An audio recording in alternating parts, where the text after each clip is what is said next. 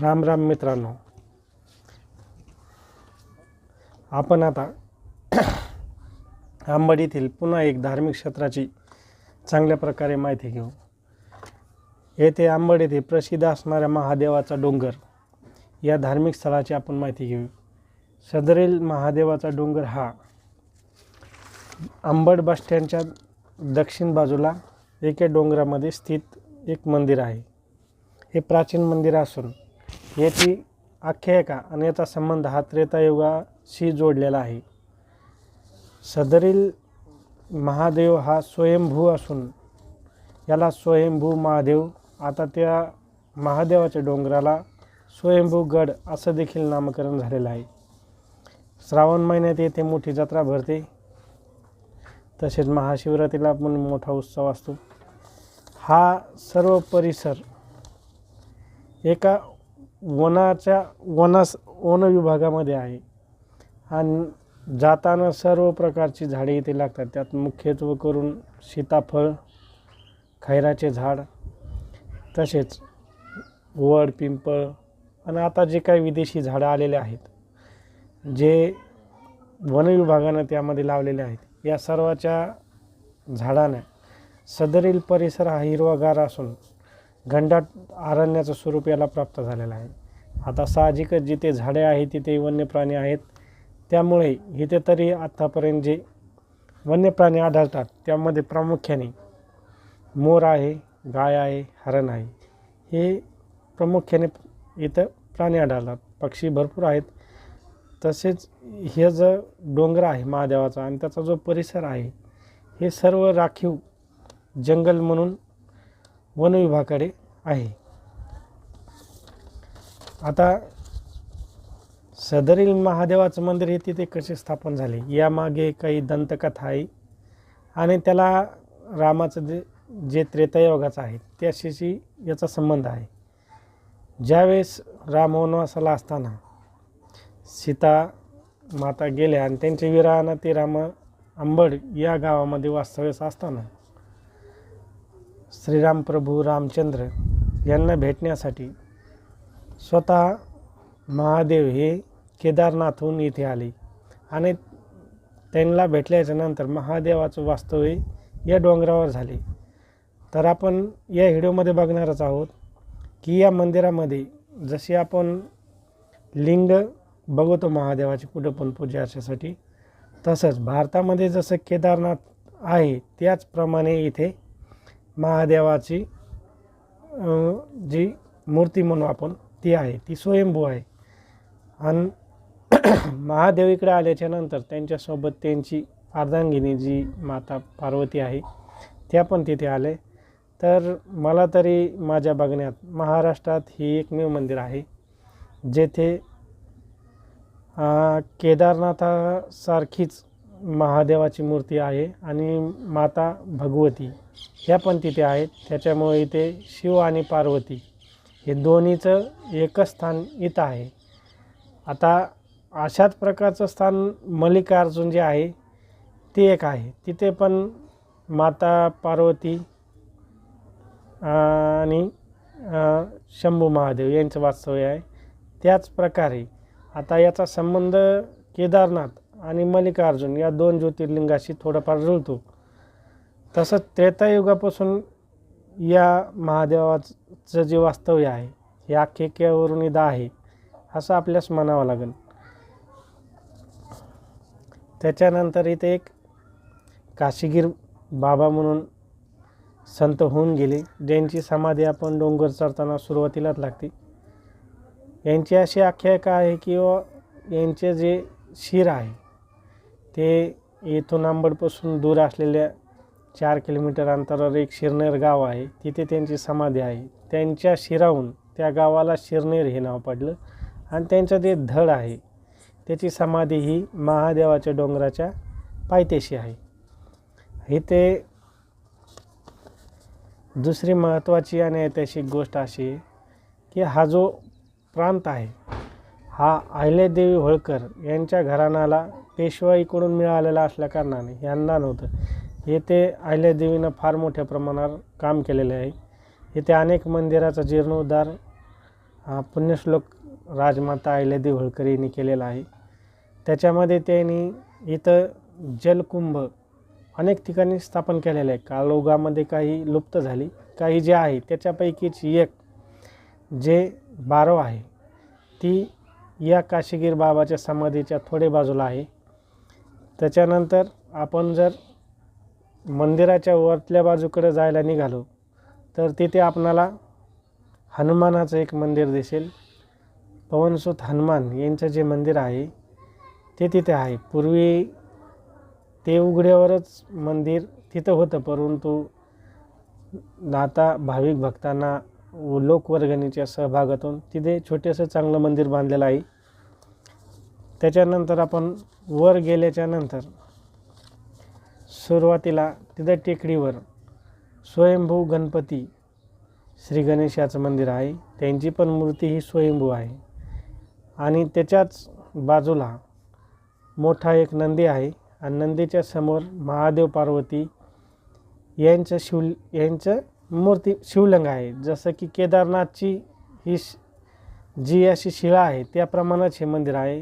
केदारनाथचं दुसरं रूप इथं आपल्याला बघायला भेटेल. आणि त्याच्या बाजूलाच माता भगवती आहेत.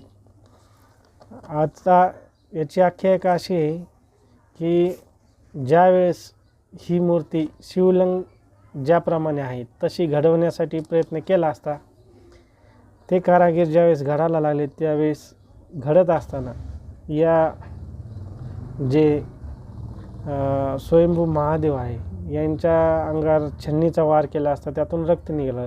तर भाविकांनी तिथे ते काम बंद केलं आणि ज्या स्वरूपात ती मूर्ती आहे तशीच ठेवली.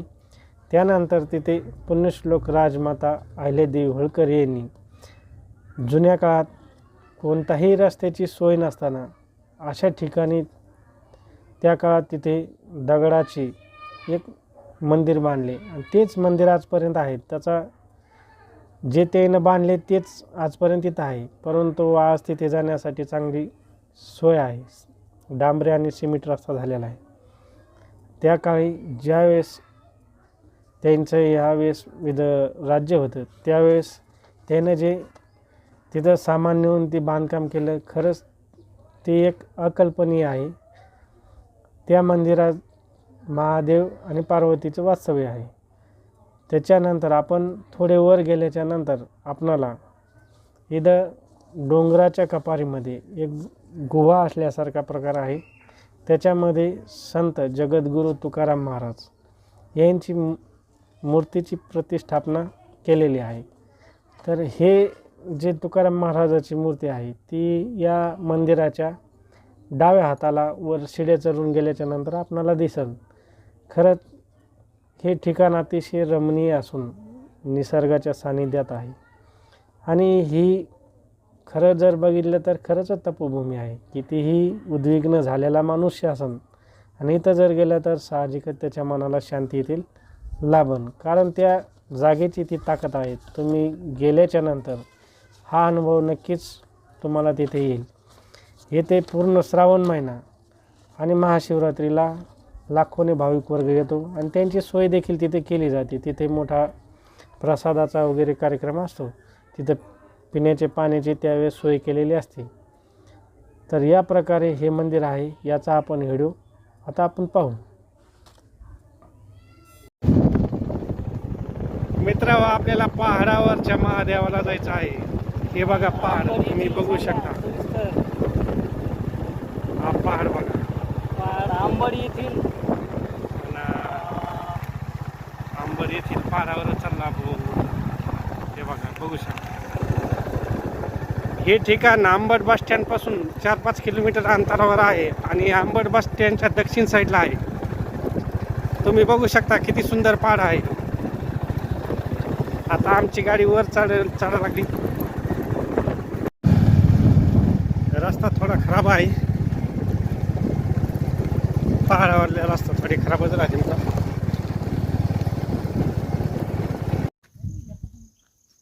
मित्रांनो, आपण आता महादेवाच्या इकडे जाण्यासाठी जे येस बनवण्यात आलं आहे त्या द्वारापाशी आलेलो आहे. हे बघा किती निसर्गरम्य वातावरण आहे इथं. सर्व वन विभागाने याला सुशोभित केलेलं आहे. रस्त्याच्या दोन्ही बाजूंना गर्द अशी झाडे आहेत, आपण बघू शकता. एकमेव रमणीय वातावरण आहे. बघा, वर रस्ता आहे आपल्याला वर जायला. इथं गाडी जाते वर, तुम्ही बघू शकता. किती हिरवेगार झाडं ते आहेत दोन्ही बाजूनी. एकदम भारी हे तीर्थस्थान आहे.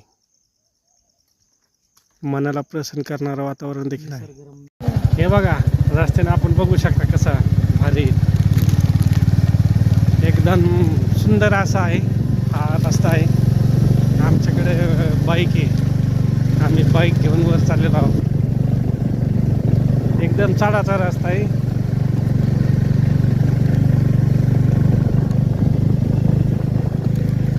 एकदम चढाचा रस्ता असून बघा रस्ता किती सुनसान आहे.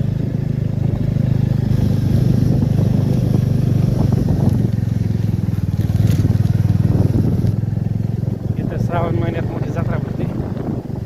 पुढला महिना येणारच श्रावण. बघा, शंभू महादेव मंदिर, याच्या गेटला आपण आलो.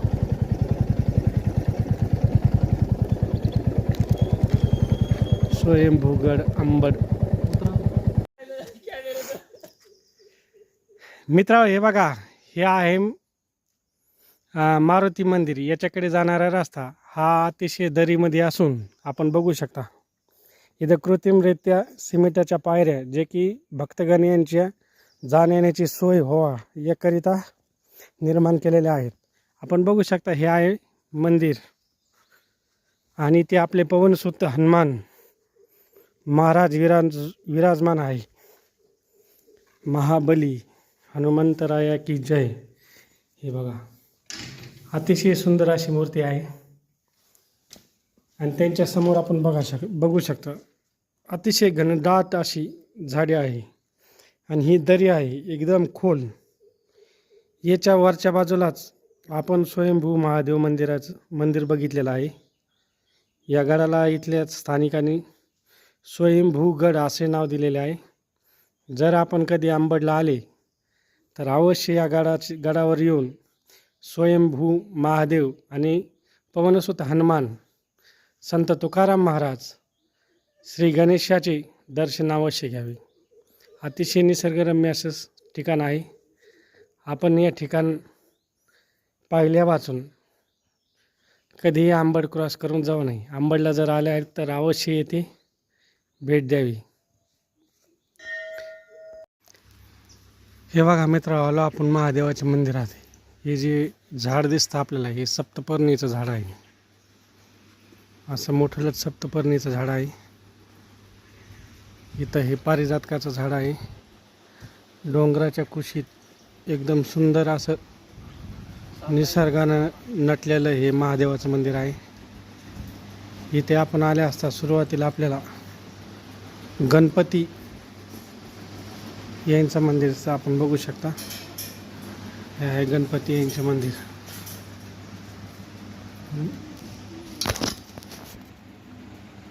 बघू शकता हे गणपतीचं मंदिर. त्याच्यानंतर थोडं पुढं गेल्याच्या नंतर आपल्याला ह्या इथे असं मोठं पटांगण आहे आणि इथं नंदी बघू शकता. अप्रतिम असा नंदी आहे. हा नंदी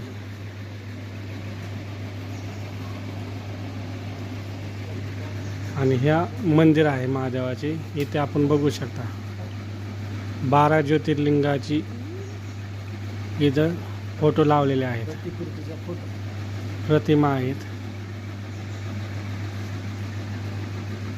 हे मंदिराचं प्रवेशद्वार आहे. हे मंदिराचं प्रवेशद्वार आहे. यामध्ये हे असा भगवान शंकराची ताशी डोंगरामध्ये जसं आपण नेहमी बघतो त्या स्वरूपात महादेवाचे पिंड नसून किंवा त्या स्वरूपात महादेव नसून इथं केदारनाथ ची ज्याप्रमाणे लिंग आहे, केदारनाथ जसं आहे त्याप्रमाणे इथं खडका वजा आहे. आता आपण गर्भगृहामध्ये जाऊ. हे आपण बघू शकता दगडामध्ये या मंदिराचे बांधकाम असून याप्रमाणे महादेवाची मूर्ती आहेत. एकदम सुंदर असं डोंगराच्या कुशीत वसलेलं हे महादेवाचे ठिकाण आहे. याच्या पलीकडे आपण आलो असतो. डोंगरावर अजून वर जाण्यासाठी काही पायऱ्या आहेत आणि इथं संत शिरोमणी जगद्गुरू तुकाराम महाराज यांचे मंदिर आहे. हे आपण बघू शकता. या मंदिराच्या वर आल्याच्या नंतर हे आपले मंदिर आहे 2. त्याचे कळस अशा प्रकारचा आजूबाजूने डोंगर आहे. या डोंगराच्या कुशीमध्ये अगदी कपारीमध्ये संत तुकाराम महाराज यांचे इथे स्थान आहे. आपण बघू शकता एक गुहेसारखा प्रकार आहे. तिथं आता दरवाजा बसवलेला आहे. सुंदर असे आसन असून त्यावर संत तुकाराम महाराज विराजमान आहेत.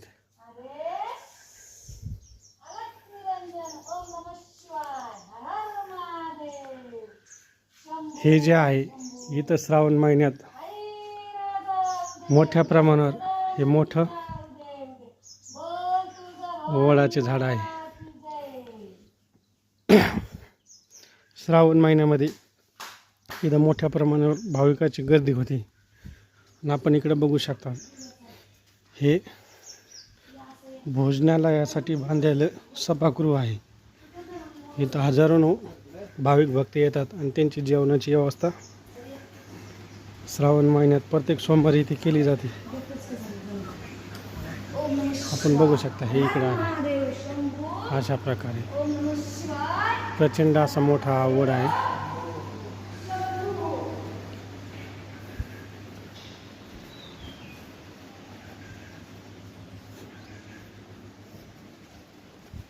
हे इकडे जेवणाची सोय केलेली जाते. इकडे स्वयंपाकघर राहते. या मंदिरात येण्यासाठी आपल्याला इथून तिथून सिमेंट रस्ता आहे. मध्ये काही डांबरी रस्ता आहे. अशा प्रकारे इथं बिल्डिंग आहे. ही 2 मजली बिल्डिंग आहे. श्रावण महिन्यामध्ये इथं मोठ्या प्रमाणात भाविक येत असल्या कारणाने त्यांचे नियोजन लावण्यासाठी इथं अशा प्रकारे बांधकाम करण्यात आलेलं आहे. हे आपण बघू शकता किती निसर्गरम्य ठिकाणामध्ये हे मंदिर आहे. तरी भाविक भक्तांनी या ठिकाणाविषयी माहिती मिळण्यासाठी आम्ही हा व्हिडिओ बनवला आहे. सदरील ठिकाण हे महाराष्ट्रातील अंबड जिल्हा जालना येथील डोंगराच्या कुशीत वसलेला असून निसर्गाने रम्यमय ठिकाणी येथे महादेवाचं अस्तित्व आहे. आपण बघू शकता मित्र. इकडं खाली मोठी खाई आहे. संपूर्ण डोंगर हा हिरव्यागार वनस्पतीच्या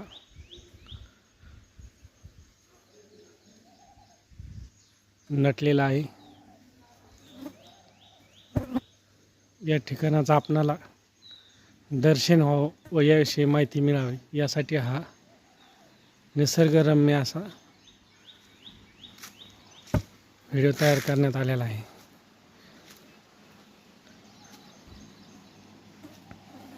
त्याची खालील बाजू आहे.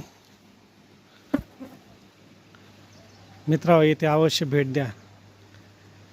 भोलेनाथ यांचं दर्शन घ्या. अतिशय सुंदर असं ठिकाण आहे.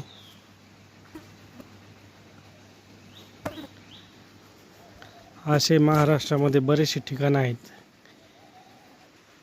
जे इथून आपण बघू शकता. इथून पूर्ण अंबड शहर दिसतं. पूर्ण अंबड शहर दिसतं इथून. एवढ्या उंचीवर हे ठिकाण आहे की जिथून पूर्ण अंबड शहर आपण बघू शकता.